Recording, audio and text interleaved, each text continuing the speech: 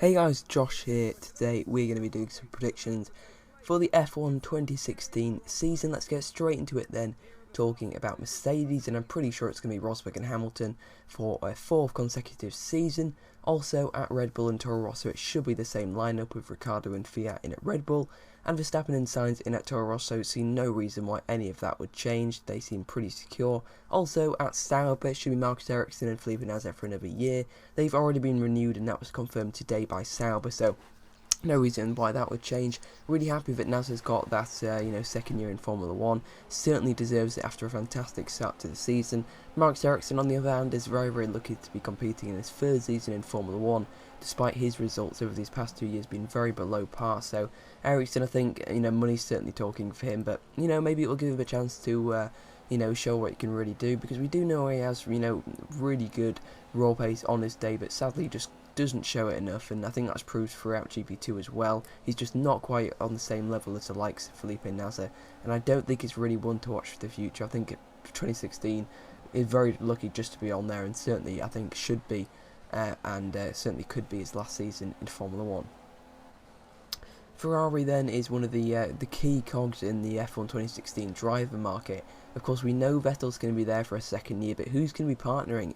Is it going to be Valtteri Bottas or is it going to be Kimi Rikknen? In my opinion, I think it's going to be Valtteri Bottas. If you believe all the rumours and the reports coming out of Italy, it looks like Bottas already has a contract with Ferrari, and it's just going to be waiting to be announced and waiting to be signed, possibly in the second half of the season. I can definitely see Bottas and Vettel working. That'd be a fantastic lineup, and probably the strongest on the grid, arguably, with a four-time world champion and one of the best young drivers on the grid. You can't really go wrong, and that'd be fantastic signing for Ferrari, and will be much improved on Kimi Rikknen, who, let's be honest, has kind of lost it over the last couple of years. 2012 and 2013 were fantastic 2 years, after his kind of break from F1. Fantastic way to come back, scoring podiums and of course those 2 wins. But then kind of 2014 and 2015 just really haven't worked for him. 2015 has been slightly improved, but not the improvement Raikkonen was looking for. He hasn't managed to match Vettel really at all this season, only in a couple of races. So unless Raikkonen can turn it round, in my opinion, it's going to be Bottas in that Ferrari seat alongside Vettel. This of course leaves a space open at Williams, which I believe is going to be filled by Nico Hülkenberg. He'll be alongside Felipe Massa. That would be certainly a very strong lineup as well. Of course, this is then going to leave a hole at Force India. I think Perez is going to be there for a third season. I think he definitely deserves it. He showed great pace throughout these last 2 years, and of course including that podium in Bahrain as well, with fantastic performances as well around as well. Stop saying as well. He's also very strong in the second half of the year, as he proved last season, and with the Force India getting better as the season goes on, watch out for him in the second half of 2015. He should be very strong, and is certainly, I think, deserved of a third year there. Who's going to be partnering though? Is it going to be Esteban Ocon or Pascal Wehrlein, or possibly even someone else? I certainly think it should be between Ocon and Wehrlein, 2 fantastic young drivers, 2 of the best around. Wehrlein, of course, a race winner in DTM, and Ocon, a race winner in GP3 as well, and a front runner there as well. Done a fantastic job in the opening season. Massive fan of them both. I don't really mind which one gets a seat. If I have to choose, definitely Esteban Ocon, but that's only because I support him, so I guess a bit biased there. But I think Ocon and Wehrlein both deserve the seat, and I really hope one of those 2 gets a chance next season, because that'd be fantastic to see. And if the other one who doesn't get a chance next season, I hope he does, either another team or certainly for 2017 and beyond, because those 2 are certainly very talented and certainly are 2 young drivers to watch for the future. McLaren Honda is definitely an interesting one. You've got Alonso in, of course, at one of the seats. That's pretty much guaranteed, unless he takes a break, a surprise turn in the tail. Fernando Alonso not very happy with McLaren, and then possibly move somewhere else, but that's highly unlikely. He moves back to Ferrari. No, I really can't see that happening, but I think alongside him it's going to be Stoffel Van Dorn. I definitely really hope that the Danish, the Belgian man. Oh god, I got that wrong there for a minute. Van Dorn, you've got to learn all about him really, because he's going to be the star of the future. I've been watching him for a number of years now in Formula 1 and 3.5, and of course just this season in GP2, and he's an incredible driver. I knew from the start that he was going to be, I didn't know he's going to be this good, but I certainly knew he was going to be one of the stars of the future.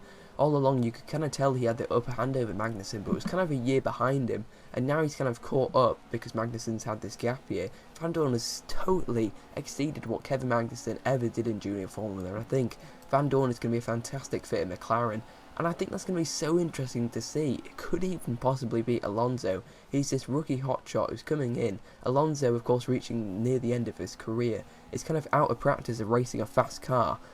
You know, could we even see a really good fight between Van Dorn and Alonso? I really do hope we get to see that matchup, and sadly for Jenson Button, I think, in my opinion, he should leave and he should be retiring at the end of the season.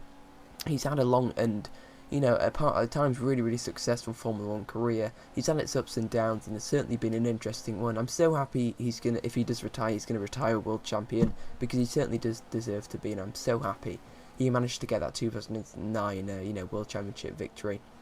But I think Van Dorn's the best person to lead the team forward, I think, alongside Fernando Alonso. They're really going to be pushing each other, just like Button and Alonso are now, but to a totally new level, and I think Van Dorn and Alonso will be a formidable lineup for McLaren for many years to come. Lotus, I think it's pretty obvious they're going to go with Grosjean or Maldonado. If you believe some reports, Palmer has the drive, but if you believe others, including Lotus themselves, it's going to be Grosjean or Maldonado, so that's what I've got to predict for them. I kind of wish Ocon would be in one of those seats, but, you know, I guess that's not going to happen, certainly for the time being. Haas F1, this is a tricky one, really. I mean, you know, how can you really predict this? I mean, if you believe media reports, and I guess that's what I've got to do, really, because I don't really have anyone else I could see getting that seat. I'm going to have to see Alexander Rossi and Esteban Gutierrez being there.